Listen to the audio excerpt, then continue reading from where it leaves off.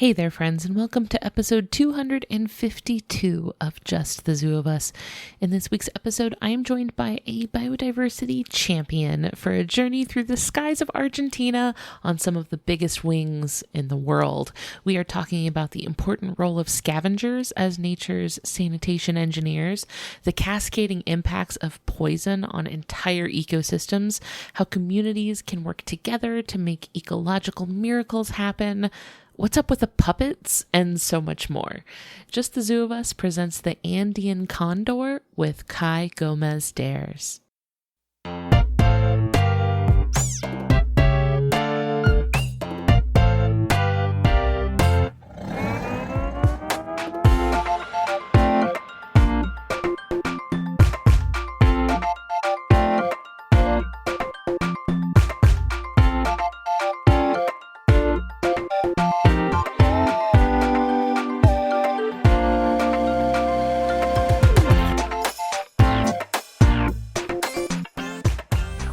Everybody, it's Ellen Weatherford. I'm here with Just the Zoo of Us, your favorite animal review podcast. I'm really excited this week. I have a brand new friend to introduce to y'all to talk about a really cool animal today. This is Kai Gómez D'hers. Say hi, Kai. Hi, everyone. And Kai, what are your pronouns real quick?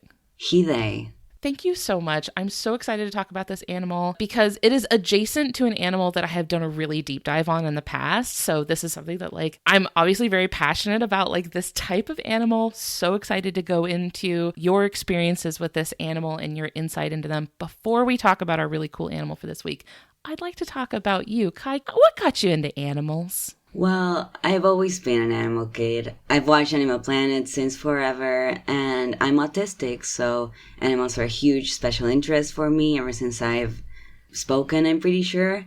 I've always loved them very much, and I've always known I wanted to do something with them. And so when I graduated high school, I started biology, which I struggled with pretty greatly, especially because the pandemic hit in my second year. And so... Oof. That's rough. It was. And so I unfortunately had to drop out. I struggled a lot with maths and physics, which unfortunately are a big part of the career here. Can I tell you, though, biology dropouts unite. I dropped out of biology because I failed calculus and physics. Yes, exactly. I worked for a bit, and then my mom actually found this really cool technical degree on biodiversity that I read the curriculum of, and I was like, oh my god, this is everything I've ever wanted. And I started in 2022, and I'm already done with all the subjects. I just need to hand in my thesis, and I'll be a wildlife tech. So that's very exciting. That is so cool. I love that there's a technical degree program for biodiversity. I know. It's super cool. It's short. It's everything I've ever wanted out of, a tertiary degree. And it was really focused on Argentine animals, which I've always loved all animals, but I really don't think I really knew the things we have here.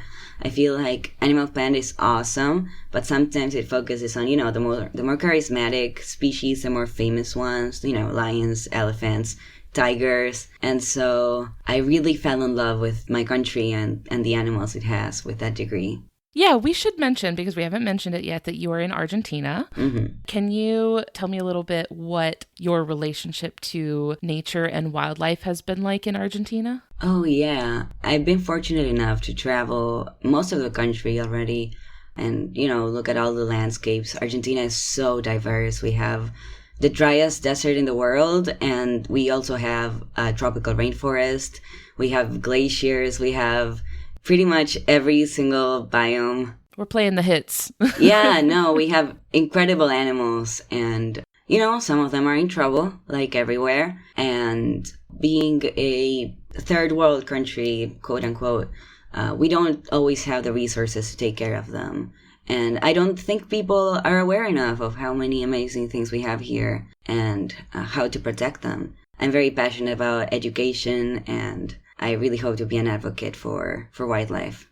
Absolutely. And what better way to get some eyes on the wildlife of Argentina than with this incredible, iconic animal? This is a big, beautiful bird, and they are cousins to our beloved California condors. But for people who are listening who are like unfamiliar, could you introduce us to the condor? Of course. So the Andean condor is a vulture of the New World vulture or American vulture family, Cathartidae. They are one of the largest, if not the largest, flying bird in the world. Up there with the wandering albatross, but I think they are the heaviest. They're such impressive animals.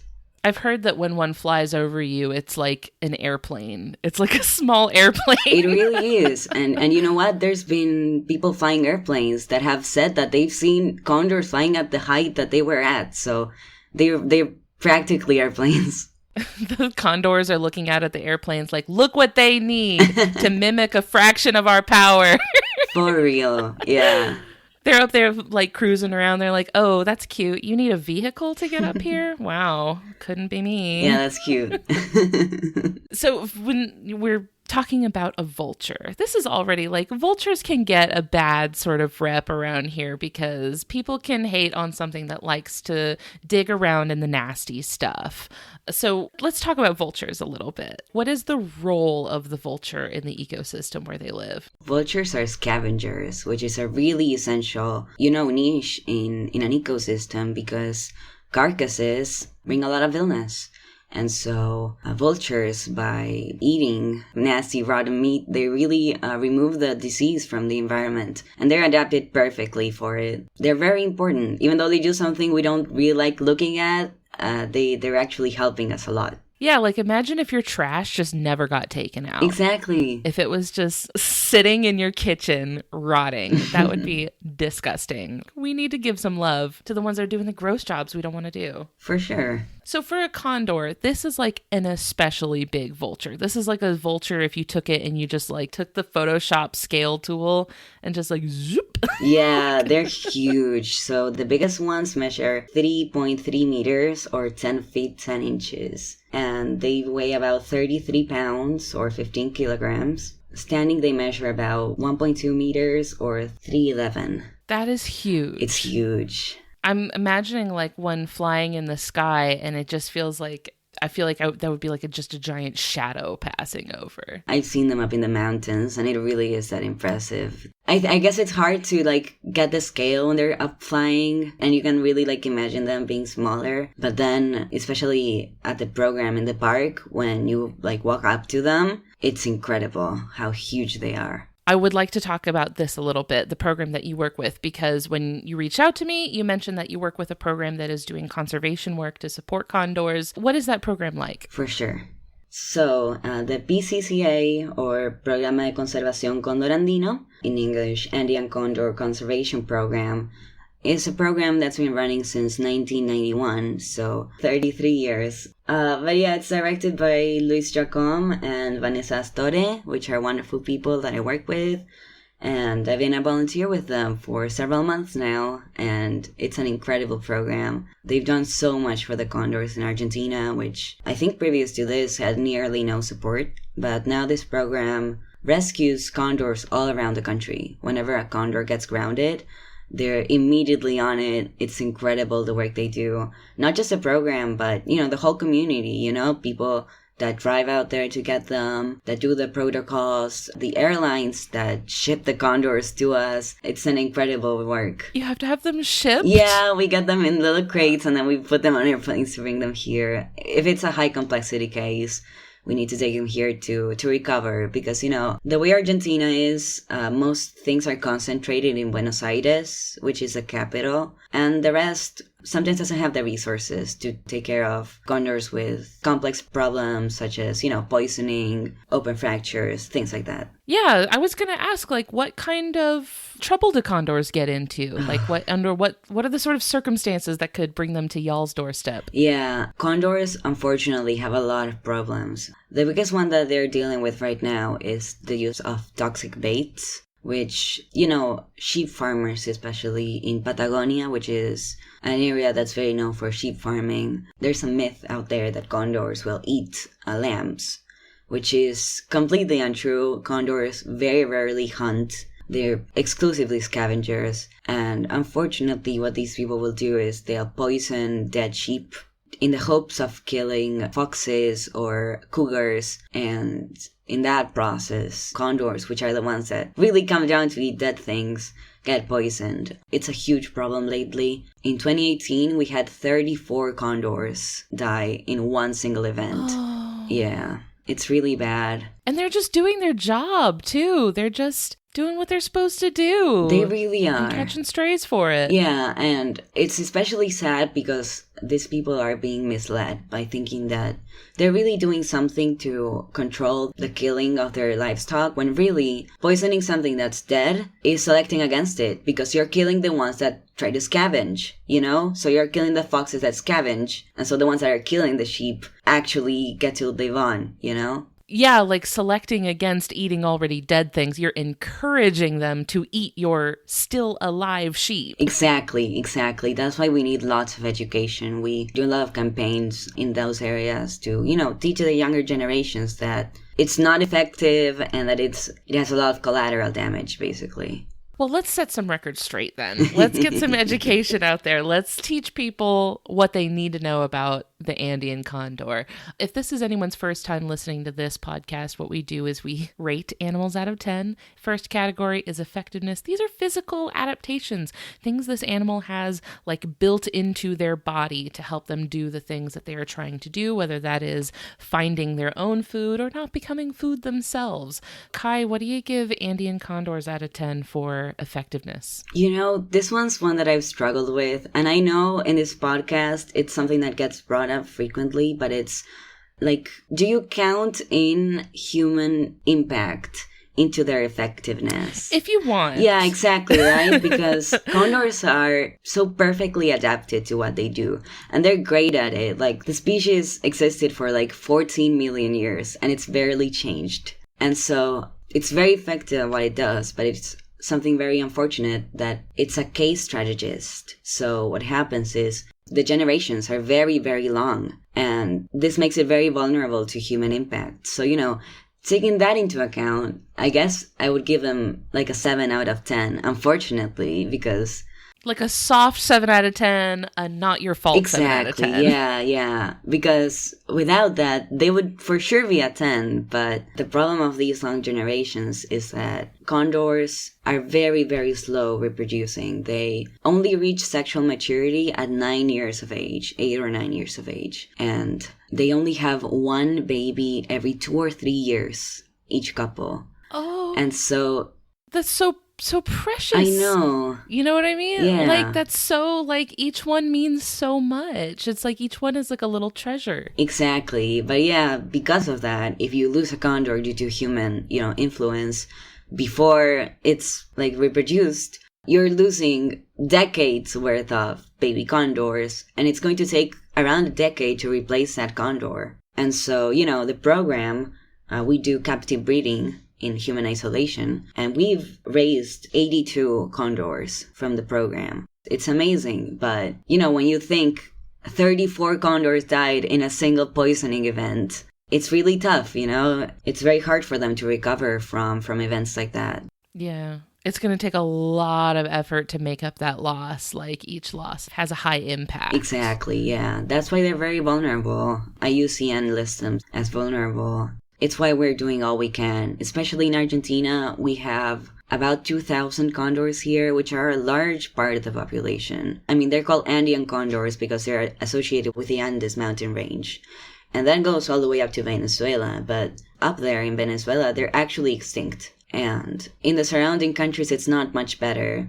In Colombia, there's about 130. In Peru, there's around 200. In Ecuador, there's around 150. And so, us having 2,000, it's a huge responsibility for us to take care of the species. Yeah, that is, whenever you get into like the 3 and 2 digit number populations, that's especially with an animal that is going to take so long to build those numbers. That's when you start ring in some alarm bells. Because, I mean, we saw with the California condors that they get down into the double digits and you're like, oh no, we have to do something very drastic. Yeah. And condors have a lot of the same problems that California condors have. They actually have the same lead poisoning problems that led them to almost extinction. And unfortunately, in California, they outlawed those bullets. Here, they haven't. And so it's really hard. We get cases of poisoning all the time. And sometimes they never recover. Some of the condors that we have in the park, we work with Ecoparque, which is an ecological park in Buenos Aires City. Some of the condors we have were poisoned with lead and it never got out of their system. So they're not able to fly. And this is something that obviously is such like a new introduction to their environment that they just haven't had time to adapt, right? Like you can't like build up an immunity to lead. No. What we found is that the condors that get grounded because of lead especially are the younger ones because they haven't learned yet. And so, the older ones maybe are able to learn, but it's really hard. But, maybe we should get into some of the positives, the things they're good at doing. Yeah, we need to hype these condors up a little bit. For sure, because they're amazing animals. Condors are amazing flyers. Like we've talked about, they can fly as high as airplanes. And they can fly over 200 miles in a single day. Wow. Which is incredible to think about. And there's been studies that have found that sometimes they only flap one time in 100 kilometers. So they're really good at soaring. Their wings are perfectly adapted to it. They're huge. They have this blade, like quote unquote fingers on the tips that help them glide. The feathers are really tough, which really helps them with the resistance. They're huge. I mean, they're like as big as my forearm. It's incredible. It's like a built-in, what do you call it? Is it a paraglider? Is that what it is? Like, yeah. They're just hanging out up there. They're spending all day just like, no, I don't need to flap or anything. I'm just going to coast. Yeah, it's incredible. And, this is the reason why there's been studies done that found that condors have extremely low genetic diversity. And that's because they cover such huge distances that they really haven't had the chance to be genetically distinct, which is really interesting and also really good for reintroduction because that means that from condors that we've rescued here in Argentina, we've been able to release them in countries up north that have way less. It really doesn't have an impact in the genetic diversity. I see what you mean, how like, because they can cover wide stretches of, I'm going to say land, but it's wide stretches of air, but that's covering a lot of territory. Like they could maybe breed with another condor from very far away. Exactly. We have some incredible information. The condors that we released got equipped with a satellite tracker that the program actually developed with NASA, which tracks all of their movements. And it's been incredible to see a condor get released in Argentina and show up in another country in a few months, They're like, oh yeah, I'm just enjoying my holiday. I'm going on vacation. I'm just going to bop over internationally. Yeah, let's go to Chile. Let's go to Colombia. It's funny that you say like NASA did this because I feel like it would take NASA at the heights that they're flying. Like they're like, I feel like they're just flirting with space a little bit. Yeah, no, it's incredible. And these satellites have been amazing. Right now, the newer ones are even solar powered, so they can last really long. It's really helpful because we can really see what areas they prefer. And whenever protected areas need to be formed, we can advise which ones would be the best to take care of condors, especially the places where they sleep, because condors are, well, we'll get into that in ingenuity, but they're highly social animals, and they like sleeping all together in roosts that are called condoreras. Oh my goodness, that's so charming. I know, yeah. I think it's also really cool that you can have such granular data about where the condors like to go. Because with so many animals, especially like a bird that's going to be spending so much time so high up in the air, you're like, I don't know where he's going. He's going somewhere. He'll figure it out. And like you can just kind of shrug and be like, I don't know where he's going to wind up. But I like having that data of like, we know exactly where he's going, we know when he's going and how long, like, so that like you said, you can really know where to prioritize that conservation work. Like they really like this mountain, so maybe we need to put more funding into protecting this mountain. For sure. It's been remarkable. I mean, it's really impressive what they've been able to do. And it really has no precedent, especially in this area of the world. You know, they're associated with the Andes Mountains, but down south in Argentina, in the Patagonia area, there were registers, diary entries from naturalists like Darwin, literally Darwin, who 100 years ago said that he saw condors flying over the Atlantic Ocean. Which, when the program started, they didn't exist in that area at all. They were completely gone. But they talked to the locals, and they said, yeah, my grandpa told me that there were condors out here. And so what the program's been able to do is the condors that we've raised in captivity, we've been able to release them in a place called Sierra Paileman, which is in Rio Negro. And we release them in groups, so they're able to teach each other to fly. Yeah. Oh, how beautiful. And they're coming home. And they're going back. And they haven't been there in years. Oh my gosh. It's so beautiful. It gets me so emotional because, the locals even pointed to condoreras that hadn't been used in a century. And they told us, the condors used to sleep here and now they're back there. Oh my gosh. And taking up so much space in the sky, right? Like, I'm sure they were so missed because that's a large empty spot that they're leaving behind because that's a big Absolutely. bird. Can you imagine Darwin seeing a giant condor, like nothing he'd probably never seen anything like it. He sees this thing flying over his head. He's like, bruh, what on earth? Yeah.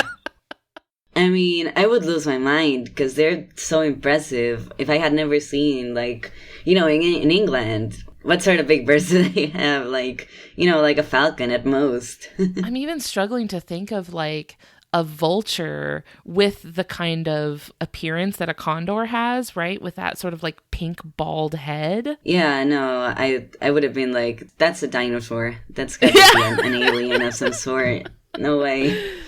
Y'all got dragons here? This is wild. Yeah. And what you mentioned about a big spot in people's hearts, that's something very important to the program as well.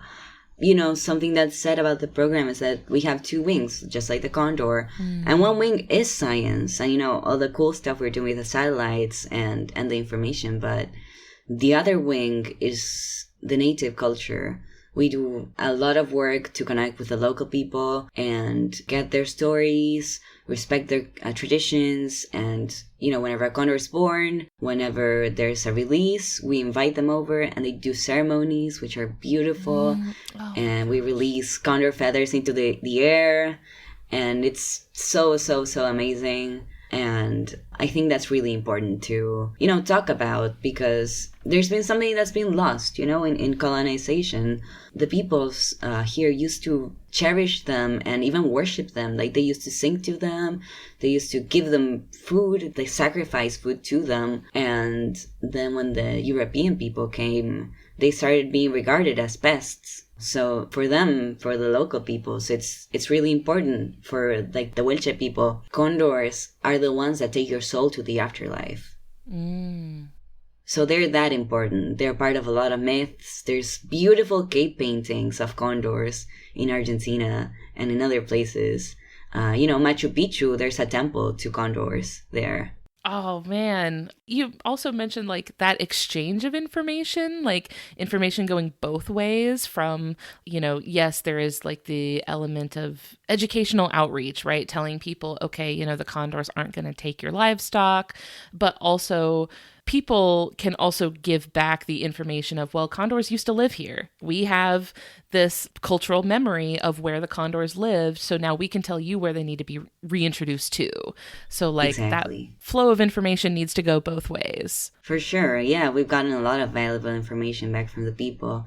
And, it's really beautiful. I feel like people get so emotional at releases, especially. I have never had the privilege to go to one yet, but I've seen videos and, the people crying. Like, you really feel like, I feel like there's a sense of justice being made, like bringing back this beautiful creature that got wiped out. And the people who were here first, like feeling some sort of a fulfillment, getting something returned. Restoration. Yeah, restoration. Especially when that is an animal that like you sort of culturally identify with, you know?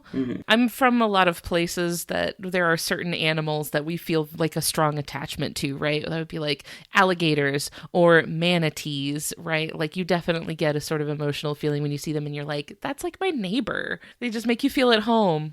Yeah, I feel like that's the best way we can do outreach, Really, really making people feel like local animals are a part of their family. It's not that learning about animals that are far away from you is bad, but sometimes when you hear about an animal that's so far away, you feel powerless, You feel like there's nothing you can do about the polar bears. The ice is melting up there in the North Pole. So talking about animals that you can actually see and knowing what you can actually do for them is really important. And I feel like it's way more useful. Absolutely.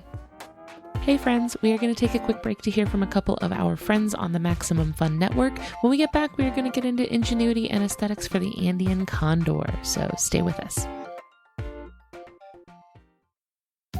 I'm Jesse Thorne. I just don't want to leave a mess. This week on Bullseye, Dan Aykroyd talks to me about the Blues Brothers, Ghostbusters, and his very detailed plans about how he'll spend his afterlife. I think I'm going to roam. In a few places, yes. I'm going to manifest and roam. All that and more on the next Bullseye from MaximumFun.org and NPR.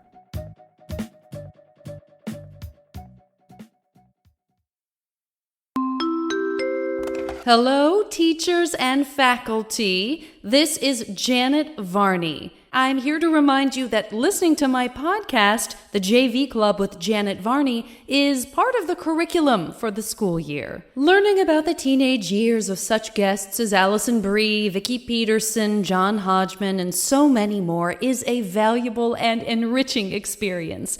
One you have no choice but to embrace because, yes, listening is mandatory. The JV Club with Janet Varney is available every Thursday on Maximum Fun or wherever you get your podcasts. Thank you. And remember, no running in the halls. I want to come back to some of the interesting behaviors that you've mentioned, because you mentioned the condors being very social with each other and having relationships to each other.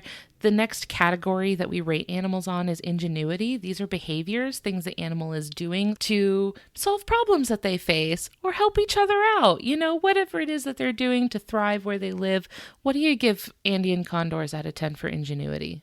I feel like I want to give them a 9. They're very clever. Like I told you, the condoreras, the roosts where they sleep, they remember where they are, and they don't fly at night usually, so they go back to sleep there every day. Especially what I think I want to focus on here is the reproductive behavior. Condors are monogamous, and they take most of their year raising their little hatchling. And so they'll have mating dances before they actually mate and have their chick. And they teach the chick a lot of things. Because, learning how to fly as a condor, it's a whole process. And so for the first 6 months, the baby condor will be completely cared for by the parents until it grows to full adult size.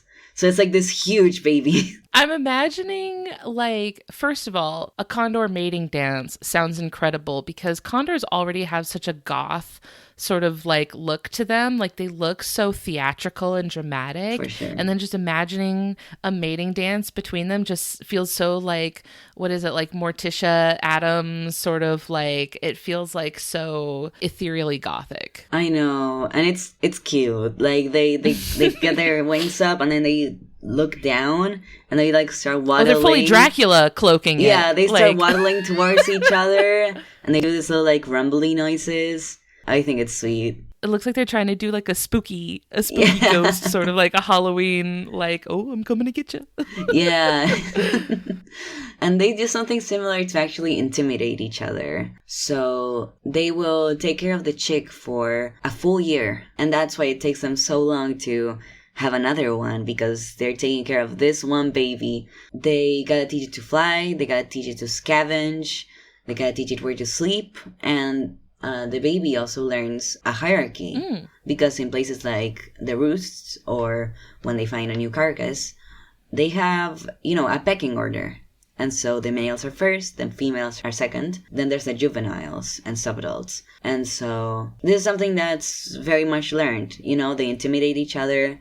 They form their pecking order, which, you know, counts for the places they're sleeping and also the order in which they eat. They're like, oh, I want first pick of the rotting carcass. I want to make sure I get the best part of the rotting carcass. For sure. Which to us, of course, sounds like, okay, really, what are we fighting over here? It's a rotting carcass. But to them, you know, that's a whole buffet. Yeah, no. And they can actually store up to 4 kilograms of meat in their crop. So they're going to carry that around for a minute. Yeah, they are built to actually last weeks without eating. Because, you know, you don't find a lot of carcasses all the time. And so they're very effective for that. And, you know, in their crop, they have a lot of enzymes and a very high pH to kill the bacteria and all the illnesses that we were talking about that are very harmful for other animals.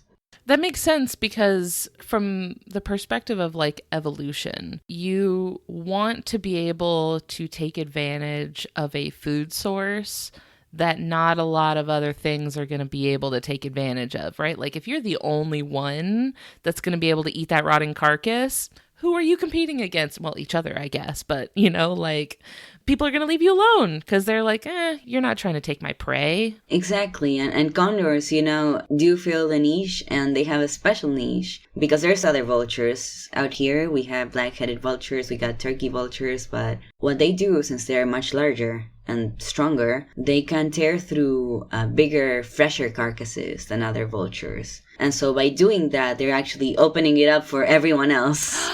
You know, so it's kind of a favor to the whole community. They've busted the piñata, and now Exactly. everyone gets candy. Yeah. So it's a very unique niche that they occupy. And, you know, a big problem that they're facing is that it's been replaced a lot, the type of food that they eat. There's been a study that showed that 98.5% of what they eat isn't native animals anymore. It's domestic animals or invasive species. They should be eating guanacos, which are the ancestors of llamas. They should be eating maras, which is a type of rodent. They should be eating other things, but because of the invasive species and the livestock industry, it's been changed a lot. I guess that would be really harmful too, because if there's not that many condors around and they're filling up on domesticated animals and animals that aren't necessarily like native to the ecosystem, that means those critters are just sitting there, like they're not able to do their job because there's just not enough of them. Yeah, for sure. That's why we really need to, you know, preserve them, because they really do an essential role in the system. Without them, diseases would be transmitted much more quickly, and it would really cause epidemics. Like it's no joke. And especially because they do cut the ribbon on the carcass too, right? It's like a cascading effect, right? Like, because if the condors are suffering, then that means the whole decomposition process is going to be not working correctly. Absolutely. You know what? I wanted to go back to something that I talked about with the California condors, right? Because with the California condors, they had to be taken into captivity, Yes. bred in captivity. The program that you work with is doing some captive breeding too. Mm-hmm.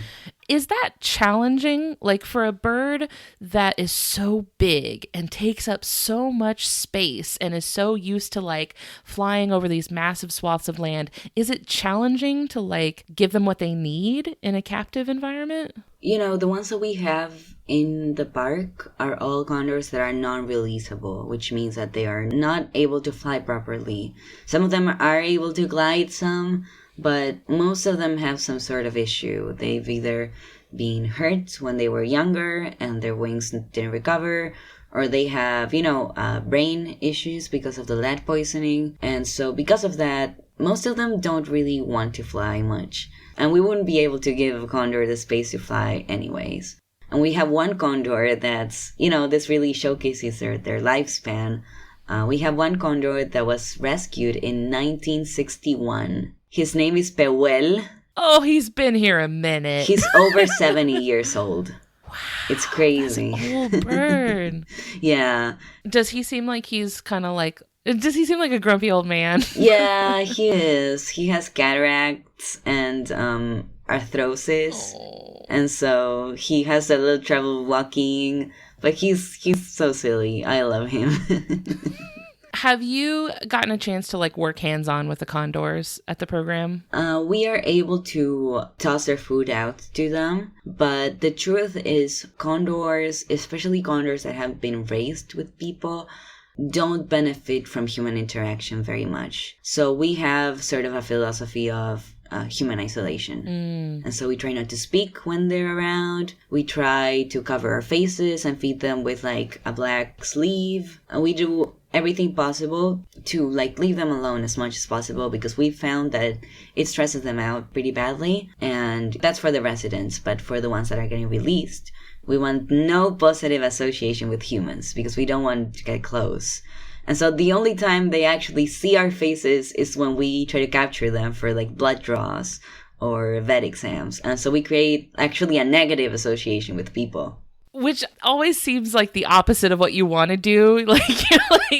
But it makes sense because you don't want this bird to like people. You don't want this bird to be like seeking people out. So you want, oh no, there's a human here. Something very unpleasant is about to happen to me. Yeah, we really want to get away because another of the problems they have is that they get shot, which is very unfortunate. Not nearly as common as their other problems, but it does happen. And it's very hard to prosecute. And so we really try to set them up, to do as best as possible out there. And it sounds like from a bird that's like learning so much from the other birds around it, right? That seems delicate. Because if you mess one up, you could mess up a whole bunch of them. Because if they're all going to kind of learn from each other, you could have a domino effect. Absolutely, yeah. That's why we work with human isolation. I mean, ever since they're born, we work with puppets instead of hands or faces. We use smeared glass. And we release them together so that they learn how to socialize, basically. And you know what's been amazing is that it's worked. We've had condors released from the breeding program that have been able to successfully mate and rear chicks. So the puppet worked. Like, they really believed it. Please talk more about the puppet, because I think maybe a lot of people listening don't know what you mean when you say the puppet. Yes. So we have these latex puppets that are of the face of a condor's head. And we use those to feed the babies because we want them to really think they're condors. We want to imprint on condors. So we use these kind of silly looking puppets. And, actually I'm sculpting the next generation of puppets because the older ones are falling apart. Oh no, so you get to be the face. You get to make the face that the next generation of condors, that's mommy. I know. Like, you get to make the next generation of condor mommy. It's so exciting, yeah. And, actually getting into that, I need to do 2 of them because both parents raise the chick and condors have sexual dimorphism, which is rare in birds of prey. Male condors have this thing called a caruncle, which is a comb on top of their beak. Like a turkey. Exactly, yeah.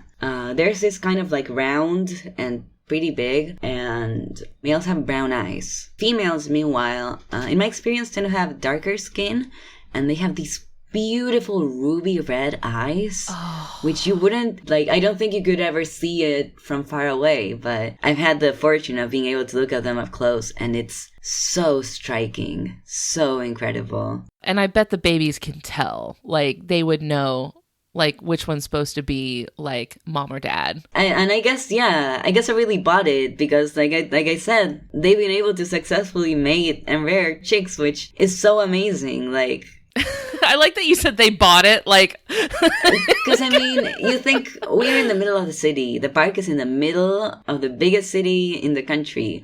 And so when you think about a chick being raised like that and suddenly being out there in the middle of the mountain, having babies successfully and, thriving, it's an amazing work that they've been able to do. Convincing them that they're condors. Deception check succeeded. Yeah. But that's you're lying to them for good. Exactly, yeah. It's for their own good. And I do get the urges, I would love to pet one someday, but I know that's not the best for them, so...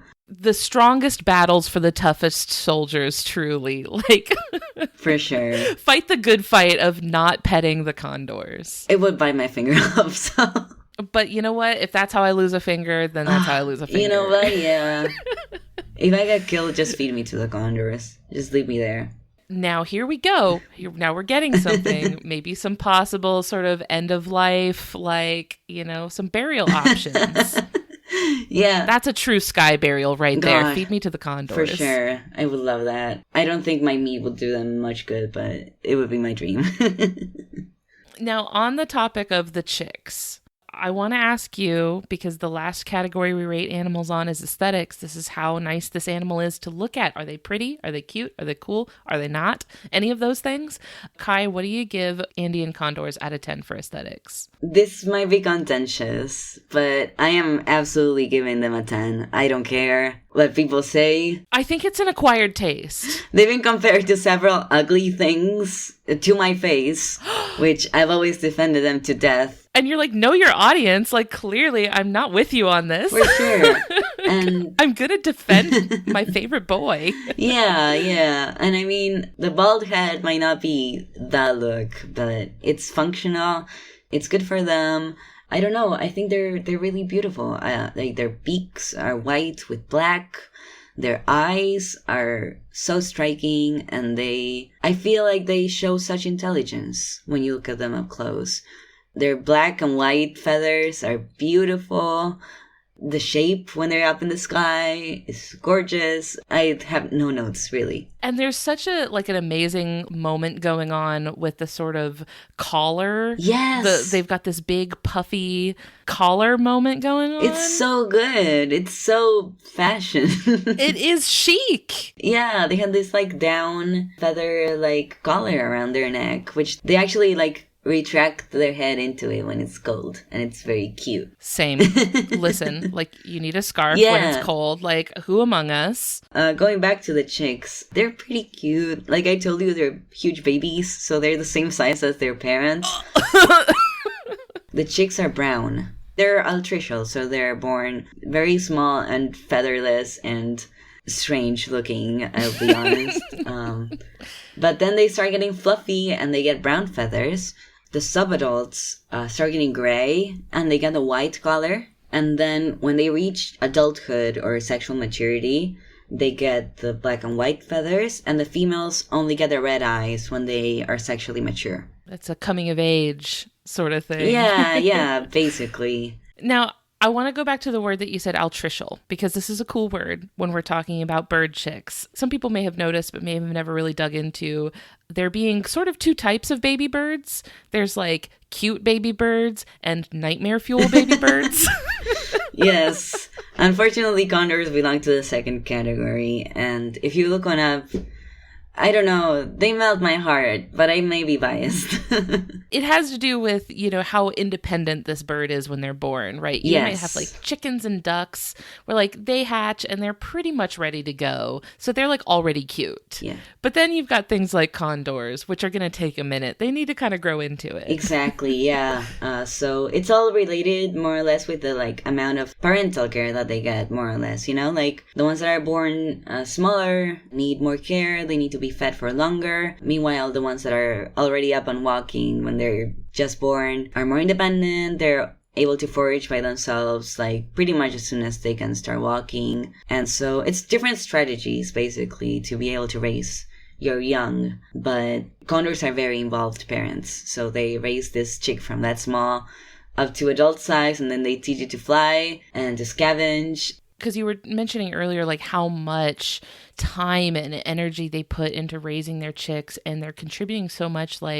knowledge and effort into raising the chicks, which really, I think, highlights how impactful it can be to lose the condor. When you have a chick that has lost a parent or something like that, that is not just losing the condor, but also now a chick has lost its parent that it relies on for so much. and that it's really going to have a big impact, not just on that individual, but like on their babies and on the rest of the ecosystem. Yeah, exactly. Each loss is a huge hit for the species. That's why we're doing all we can with the program to help them. I mean, fortunately, we've been very successful. The program has rescued over 474 condors. Wow. And we released 247 of them back to the wild. So of those condors that would have been lost, we were able to actually recover them and bring them back. Oh my gosh, that has to feel so good to be like, that's over 200 birds. That would have been a huge hit, right, to their numbers. Yeah. And it's really thanks to a whole community. There's people in all of the provinces where condors live that dedicate their lives to it. There's the team at Sierra Paileman, where we do the releases of condors with no flight experience that live there in the middle of nowhere. It's literally the place in Argentina with the lowest population density, and they're doing everything for them. And so it's really an amazing team that's been formed with the directors, and us, the volunteers, that lend our time towards it, and the employees. It's an amazing effort, and I feel so proud of it. I'm very grateful that I've been able to work with them. And, they're training me to do education, which is so exciting. I'm gonna start, knocking on doors and talking about condors, evangelizing. Have you heard of our Lord and Savior? Have you heard about condors? And let me introduce you to my friend Condors. Exactly. the PR squad, and they need it. They really do. A lot of other, maybe more conventionally cute animals get the hype, but we need to, if we can just get people to be like, hey, look past the bald, wrinkly head. Exactly. Look deeper. Yes. Well, for anybody listening who is motivated and inspired to, maybe look more into what they can do to help the condors, I would love it if you could let people know where to go next. For sure. Fundación Biandina, which is the foundation behind the PCCA, or the Andean Condor Conservation Program, has an Instagram that's called Conservación Condor Andino. They got a website, bioandina.org.ar, and there's an English version. So if anyone wants to read more, you can definitely get there and read a lot more than I've been able to say, because this program has so many cool things that they're doing. Personally, I don't really have an account where I do much science communication, but I do have a personal account that's public. If you want to follow me, I'm Kai Gómez D'hers, and I would love to connect with, animal lovers, especially people who take care of animals, since that's sort of what I'm gearing myself towards and what I want to work as. So, I'm getting experience volunteering, and I really hope that someday I'll get hired to do this for a living. Amazing. I will have links to everything in the episode description, so anybody listening can just scroll down and click through those links to go follow along with the organization, follow along with Kai. Kai, this has been an amazing time. Thank you so much for sharing, teaching us all about condors, giving us, not just a rundown of, what's going on and what problems and what threats the condor face, but like the moment of hope and how things are going and like what we can do to help and what's working. And I think there's a silver lining on the clouds and there's a sunrise on the horizon for the condors. So thank you so much. It has been a lovely time. Absolutely. Thanks for having me. We'll talk to you later. Bye. Thank you all so much for listening. I really hope that the Andean condor has flown home to roost in your heart. Just as a quick reminder, for the next 2 weeks, we will be busy traveling, so our release schedule will look a little different from usual. Next week, I'll be putting up a feed drop of the podcast Bugs Need Heroes, in which I was a guest making a mantis shrimp themed superhero. It was really fun. I think you guys are going to love hearing it. And the week after that, we will be replaying an old episode from our backlog. So get ready for a trip down memory lane. If you liked what you heard today, I really hope you leave behind some kind words for us in a review on your podcast app of choice. We read them all. They make us very happy. If you'd like to hang out with us online, we're on Facebook, Instagram, Discord, TikTok. Links to everything will be in the episode description. You can also send me an email at ellen@justthezooofus.com if you have a cool animal you would like to hear us talk about on the show. We'd like to thank Maximum Fun for having us on their network alongside their other amazing shows like the ones that you heard promos for here today. You can go check those out and learn more about the network and how you can be a part of supporting our show and get access to our exclusive bonus content over at MaximumFun.org. Finally, we would like to thank Louis Zong for our theme music. That's all for today. We'll see you next week. Thanks. Bye.